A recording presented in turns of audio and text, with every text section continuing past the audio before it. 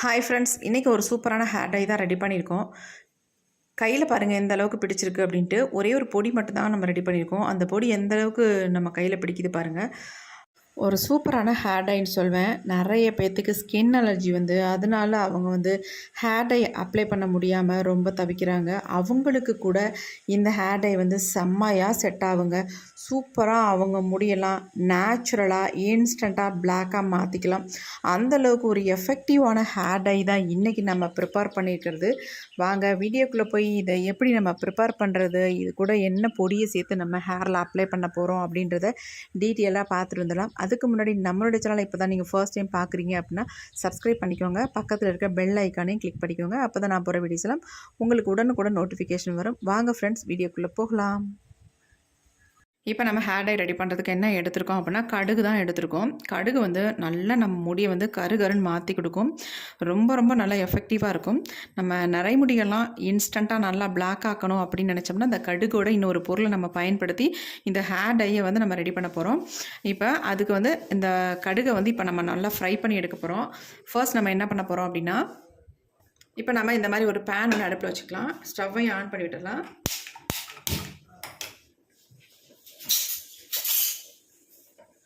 இந்த மெத்தடில் நீங்கள் ட்ரை பண்ணுங்கள், நல்ல ரிசல்ட் உங்களுக்கு கிடைக்கும். ஒரு 3 ஸ்பூன் அளவுக்கு இந்த கடுகு எடுத்துக்கலாம்.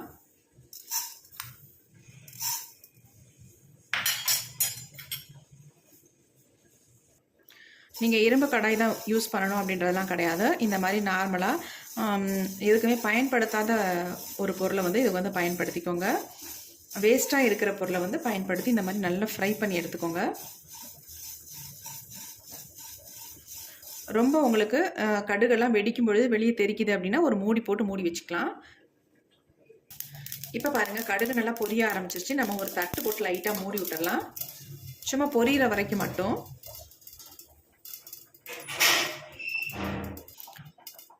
இப்போ ஓரளவுக்கு கொஞ்சம் பொரிஞ்சிருச்சு. இப்போ நம்ம விட்டுடலாம்.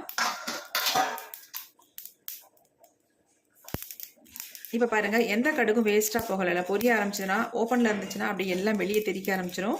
அதனால தான் நம்ம ஒரு மூடி போட்டு மூடி வச்சது. இது நல்லா பிளாக்காக சேஞ்ச் ஆகிற வரைக்கும் நல்லா ஃப்ரை பண்ணி எடுத்துக்கலாம்.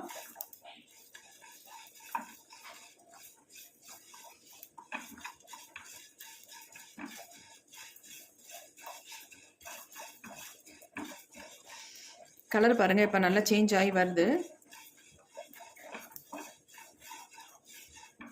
தொட்டிங்கன்னா அப்படியே நசுங்கணும், அப்படியே மொறுமொறுன்னு வரணும். அந்தளவுக்கு இதை ஃப்ரை பண்ணி எடுத்துக்கணும்.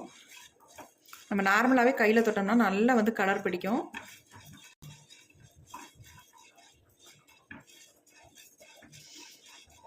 நல்லா கருகிடுச்சு பாருங்கள்.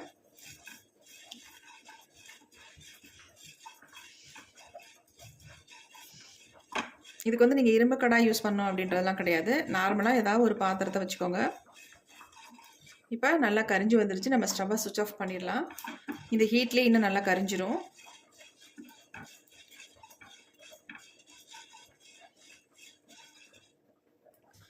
இப்போ இதை நம்ம ஒரு தட்டில் கொட்டி ஆற விட்டுடலாம்.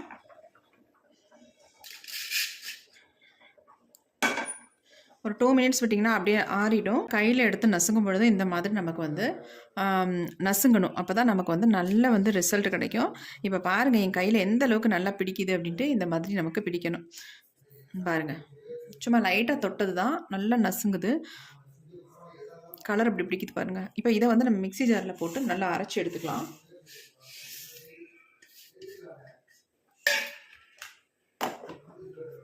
இப்போ நான் அரைச்சிட்டு வந்துடுறேன். இப்போ நாம் அரைச்சி எடுத்துகிட்டு வந்தாச்சு. பாருங்கள் எந்த அளவுக்கு மிக்ஸி ஜாரில் பிடிச்சிருக்கு பாருங்கள். வெறும் கடுகை மட்டும் இப்படியே அரைக்கும் பொழுது நல்லா பிடிக்கும். நல்லா ஒரு கலர் கொடுக்கும். எப்படி பாருங்கள் உள்ளெல்லாம் நல்லா பிடிச்சிருக்கு.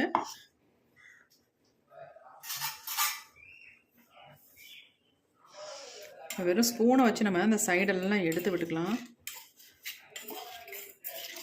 நல்ல பசை மாதிரி இருக்குது பாருங்கள்.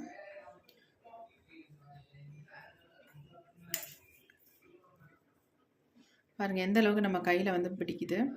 இப்போ இது எல்லாத்தையும் நம்ம ஒரு தட்டில் கொட்டிடலாம். நெக்ஸ்ட்டு நம்ம என்ன பண்ண போகிறோம் அப்படின்றதையும் பார்த்துடலாம்.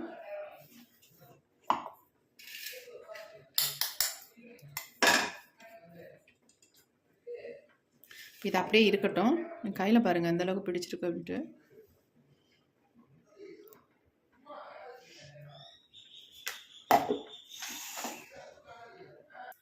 இப்போ நம்ம அதே பேனை வந்து அடுப்பில் வச்சுக்கலாம். ஸ்டவ்வை ஆன் பண்ணி விட்டாச்சு. இப்போ இதில் நம்ம சேர்க்க போகிற இன்னொரு பொருள் என்ன அப்படின்னா, ரொம்ப ரொம்ப முடிக்கு வந்து நல்லா ஹெல்ப் பண்ணக்கூடிய இன்னொரு பொருளை தான் நம்ம ஆட் பண்ண போகிறோம். அது என்னென்னா, இந்த வெங்காயத்தோட தோல்கள் தான். இந்த மாதிரி மேலாவில் இருக்கிற தோலை மட்டும் நீங்கள் எடுத்துக்கணும். பார்க்குறதுக்கு எப்படி இருக்குது பாருங்கள், நல்லா மேலே இருக்குது பார்த்தீங்களா, அப்படி தொட்ட உடனே வரும். அந்த மாதிரி தோல்களாக நீங்கள் எடுத்துக்கணும். அடியில் உள்ள தோல்கள்லாம் கண்டிப்பாக எடுக்கக்கூடாது. அதேமாதிரி மேலே உள்ள முடி மாதிரி மேலே இருக்கும் பாருங்கள், அதுவும் எடுக்கக்கூடாது. இப்போ நம்ம இந்த தோல்களை வந்து ஒரு 2 கைப்பிடி அளவுக்கு நம்ம இதில் வந்து ஆட் பண்ணிக்கலாம். இதை வந்து நல்லா ஃப்ரை பண்ணி நம்ம எடுக்க போகிறோம். நல்லா கரிச்சு எடுக்கணும்.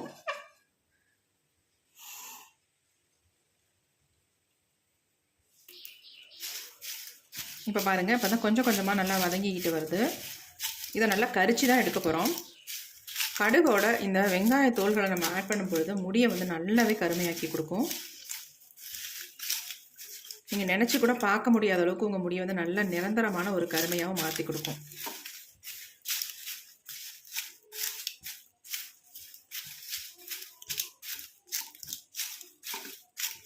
உங்களுக்கு அதிகமாக தேவைப்பட்டதுன்னா கூட நீங்கள் இன்னும் நிறைய போட்டு இது கரித்து எடுத்து பொடி பண்ணி ஸ்டோர் பண்ணி வச்சுக்கலாம். எப்பப்பெல்லாம் தேவையோ அப்போ நீங்கள் எடுத்து பயன்படுத்திக்கலாம். மற்ற ஹேர் டை நீங்கள் ப்ரிப்பேர் பண்ணாலும் இந்த இன்க்ரீடியண்ட்டும் இந்த பொடியை வந்து நீங்கள் ஆட் பண்ணி நீங்கள் ரெடி பண்ணிக்கலாம். நல்லா உங்களுக்கு ரிசல்ட் கொடுக்கும். நல்லா முடியில் பிடிக்கும்.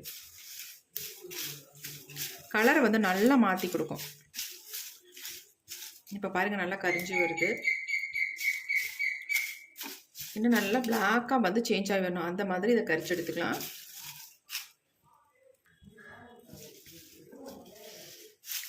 ஓரளவுக்கு நல்ல பிளாக்காக வந்து கரிஞ்சிருச்சு பாருங்கள்.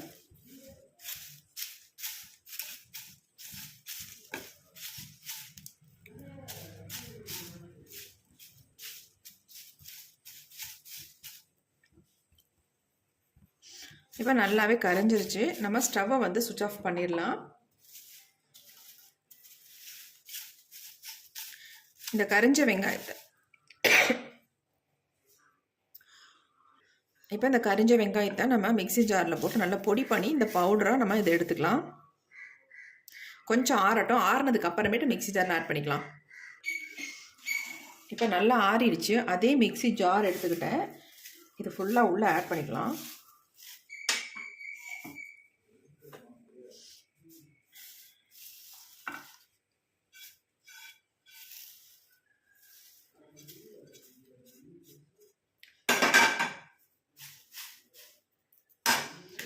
இப்போ நல்லா நைஸாக பவுடர் மாதிரி இதை வந்து அரைச்சி எடுத்துக்கலாம். இப்போ நம்ம அரைச்சி எடுத்தாச்சு. கொஞ்சம் திரியாக தான் இருக்குது. ஏன்னா நம்ம வெறும் வெங்காயத்தோட தோல்கள் மட்டும்தான் ஆட் பண்ணி அரைச்சோம். அதனால் உங்களுக்கு நல்லா நைஸாக வந்து அரைப்படாது. அதனால் நம்ம இதை வந்து சளிச்சிட்டு எடுத்துக்கலாம்.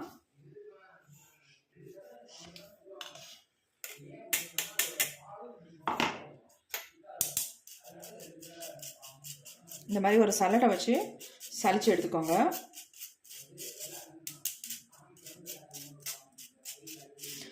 கொஞ்சம் இந்த மாதிரி ஸ்பூனில் இந்த மாதிரி பண்ணி விட்டிங்கன்னா தான் உங்களுக்கு எல்லாமே இது நல்லா சளிச்சு வரும்.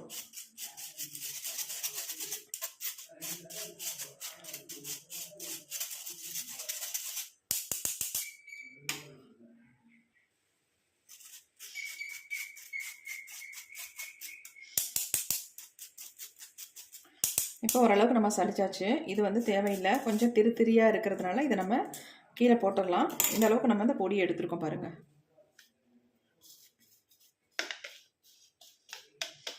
இப்போ நம்ம ஹேர் டை ப்ரிப்பேர் பண்ண போகிறோம். இப்போ நம்ம ஏற்கனவே வேறு பொடி எடுத்து வச்சுருக்கோம் பார்த்தீங்களா. இது வந்து கடுகோட பொடியை தான் நம்ம எடுத்து வச்சுருக்கோம். இது வந்து ஆனியன் வந்து நல்லா ஆனியன் தோலை வந்து ஃப்ரை பண்ணி அதோட பொடி எடுத்து வச்சுருக்கோம். இப்போ இந்த 2 பொடியும் நம்ம ஒன்றாக்கிக்கலாம்.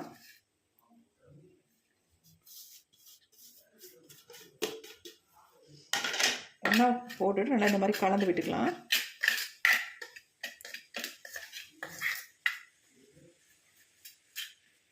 இந்த பொடியை வந்து நீங்கள் டப்பாவில் ஸ்டோர் பண்ணி வச்சிங்கன்னா உங்களுக்கு எப்போ வேணாலும் பயன்படுத்திக்கலாம். அதேமாரி இது வந்து கெட்டு போகவே போகாது. அப்படியே உங்களுக்கு இருக்குது. நல்லா ஃப்ரை பண்ணிட்டு தான் நம்ம வந்து ரெடி பண்ணியிருக்கோம். அதனால் இது அப்படியே இருக்கும் உங்களுக்கு. இப்போ நம்ம ஹேர் டை தான் ரெடி பண்ண போகிறோம். நம்ம எடுத்து வச்சுருக்க பொடியில் வந்து நமக்கு தேவையான அளவு இதில் வந்து ஆட் பண்ணிக்கலாம். நான் ஒரு 3 ஸ்பூன் அளவுக்கு நான் எடுத்துக்கிறேன். இன்னும் கொஞ்சம் கூட ஆட் பண்ணிக்கிட்டேன்.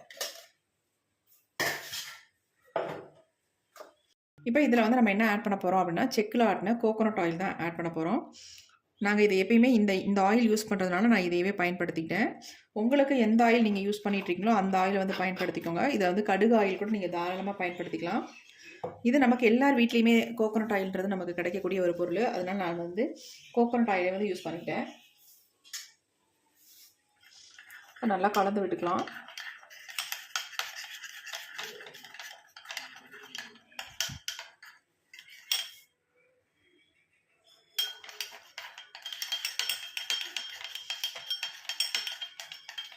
நல்லா கட்டிகள் இல்லாமல் இந்த மாதிரி கலந்து விட்டுக்கோங்க.